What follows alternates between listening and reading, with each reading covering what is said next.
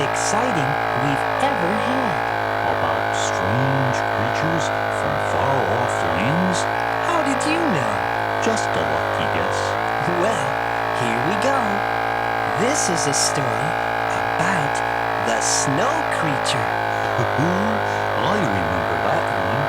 It sure was an exciting adventure. It all happened during the coldest and snowiest winter anyone could remember in the land of Grundle. Wooly had invited Teddy, Newton Gimmick, Fuzz the Fob, and me to his house for a winter's dinner. So, we all flew to Wooly's house in the airship and landed in a small clearing nearby. There's Wooly's house up ahead, Teddy. Boy, I sure hope it's warmer inside Wooly's house than it is out here. What was that? Just the wind, Teddy. Hurry up and get inside. We tied down the airship, took off our snow boots on the porch, and hurried inside Wooly's warm house. Then we sat down in front of the fire and had some nice hot brundleberry juice. Hey! Where's Grubby? I think he's still taking off his boots. 3, 4, 5, 6.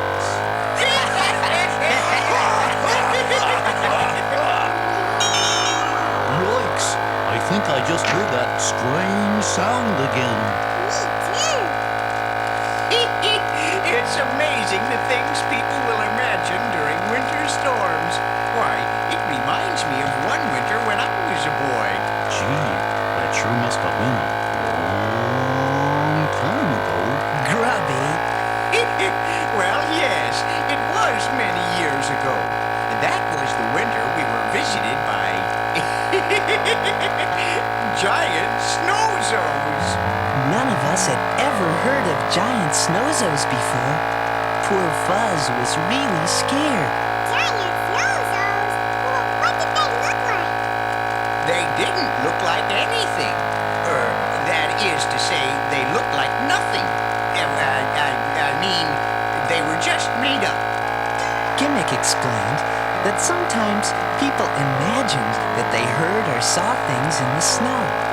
Then they would tell other people, and soon everyone would start to believe the stories.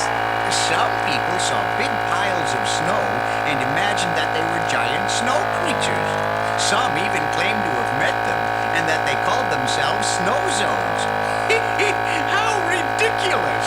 The existence of Snowzos is scientifically impossible. Uh-oh, now I'm really worried. Fuzz was worried too. Don't worry, Fuzz. The only thing around here that's big and furry is Wooly. Wooly served us a delicious dinner, and we all forgot about the snow creatures for a while. But the delicious dinner wasn't the most exciting part of the story. No, it wasn't. Suddenly, there was a knock on Wooly's door. Who's there? It's cold out here. Hurry up, Wooly. It was the Fobs. Hiya! What are you guys doing here? We heard a giant snowzo in the forest. We wanted to make sure ours was okay. We're scared and cold and afraid of snowzos. Yikes! Snowzos! Gimmick told the Fobs that there was no reason to worry. It's amazing how that old Snowzo story pops up every time there's a bad snowstorm. Soon, there was another knock on the door. Come on, Wooly, open up! Hey, Wooly, hurry up! Gramps and Wiggs Woggly were at the door, and they were frightened too. It was big, it was furry, and we ran away in a fast. Gramps is so scared he can't rhyme, which Wogglies do all the time. Nonsense! It was probably just a pile of snow. Besides, if there really was a Snowzo, Wooly would protect us, wouldn't you, Wooly? Wooly? Where'd you go? But Wooly was hiding under the table. Hey, Willie, come on out of there. On second thought, move over. I'm getting under there too. Everybody able? Maybe you could make room for me too? I think you're all acting very foolishly. Suddenly, the door opened, and in flew Leota the wood sprite. Teddy, all of the school children are worried and upset. We've got to do something about the giant Snowzos. Now everyone but Gimmick was hiding under the table. It sure is crowded under here. I was here first! Excuse me, Grubby. Your knee is in my eye. Which knee? Third from the left. And I still say there is no such thing as a Snowzo.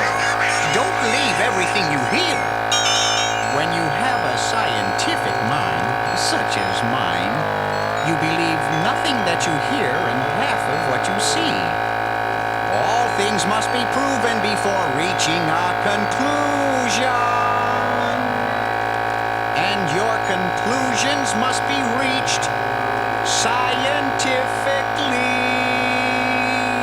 So don't believe everything you hear. Many things you hear are just not so. If you heard someone calling, look out, the sky is falling. What would you say? Look out below. No, don't believe everything you hear, or you might start seeing creatures in the snow. Until you learn more about it, you should always doubt it. And don't believe anything until you really know. We saw a creature. Don't believe it. Fly a tree. No, It sounded strange. just the wind. Oh, gee. We heard a funny noise that sounded kind of weird. I saw a snowman with a beard. Impossible. So don't believe everything you hear They think they even saw some Snowzo tracks. until you learn more about it. You should always doubt it. And don't believe anything until you know the facts. Maybe Gimmick's right. Still, you got to. It's rather strange that nearly everybody here has heard or seen it. I'm sure it's just a story or a fable. But you're still not coming out from under the table. So don't believe Don't believe. everything you hear Even when the thing you hear goes, till you learn more about it. You should always doubt it. And don't believe anything until you're really sure.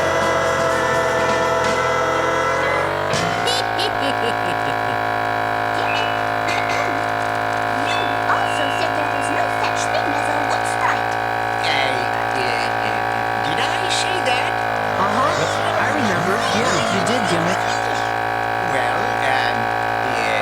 why don't we just stay together, go and sit in front of the fire and have some more hot grundleberry juice? It will make us feel much better. So, we all sat down in front of Woolie's fireplace. It looks like we're out of firewood, Woolie. I think Gimmick should go outside and get some more.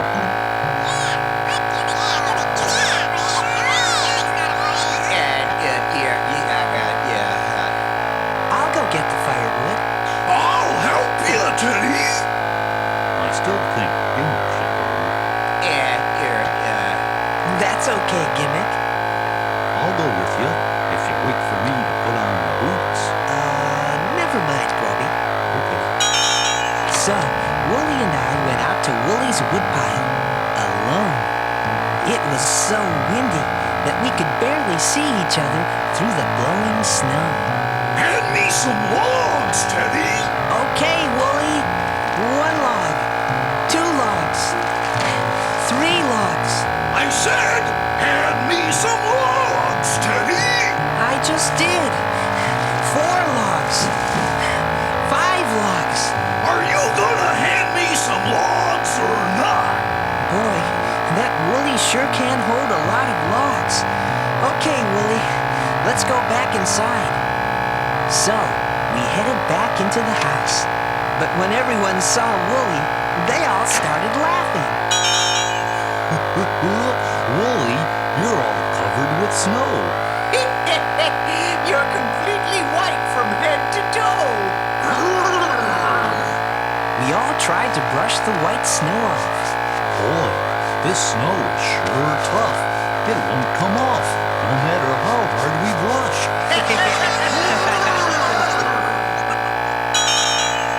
But a moment later, the door opened again, and in came Wooly. Hey, Teddy! How could you leave me out there? I could have met a giant Snowzo or something. There were two Woolies standing side by side. We looked from one Wooly to the other until we realized that the big white Wooly wasn't Wooly at all. It's Giant Snowzo! There must be a logical explanation. Who are you? There's no need to fear me.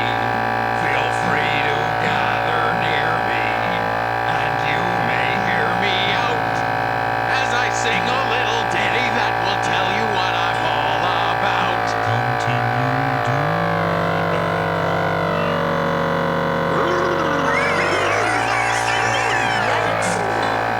I'm a really rather average and merely sort of ordinary typical giant Snowzo.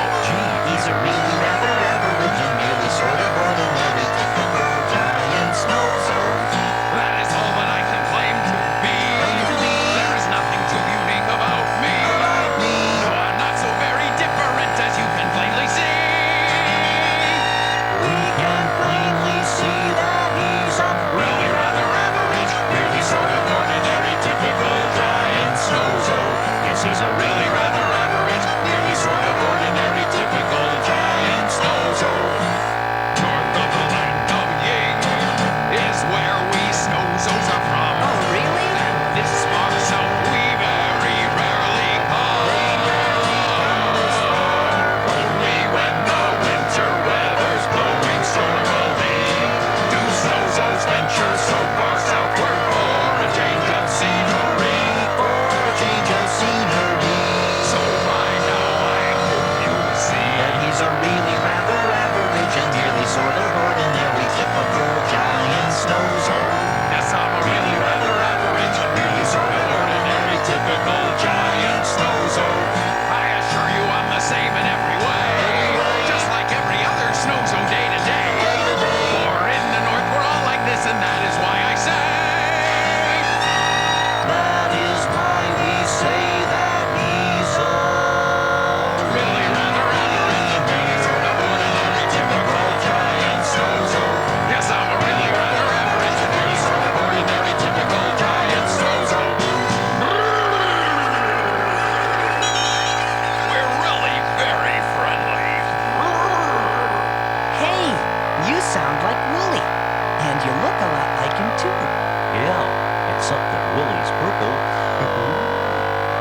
We have a legend about a young Snowzo who long ago disappeared from our mountain and was never seen again. You might be that young Snowzo, Wooly. Me? A Snowzo? Hey! It was true that Wooly didn't really know where he came from. The waters of Rainbow Falls could account for your purple coloring. Mr. Snowzo, a little while ago, you said we are very friendly. Does that mean there are more Snowzos nearby? Why, yes! My family is right outside. The Snowzo opened the door and called out until his voice echoed throughout the forest.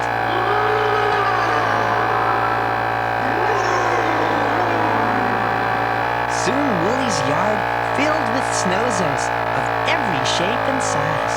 And when they saw Wooly, they were really amazed. Look, everybody! A purple Snowzo!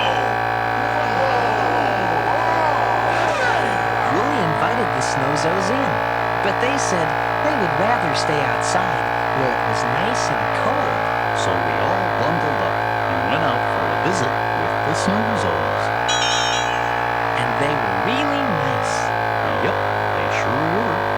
And Wooly had an especially good time talking to them about Snowzo history and customs. They even invited Wooly to come visit them up north.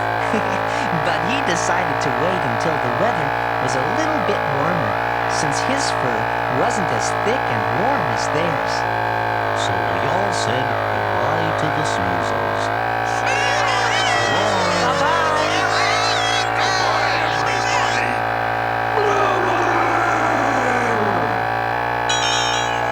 Well, that was an exciting adventure, Grubby.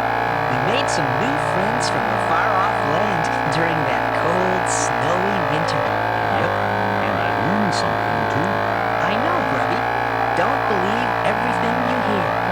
Nope, I learned the reason Snowzos say, ooh. I'm afraid to ask. Okay, Grubby, why do Snowzos say brrr? Because they're always cold.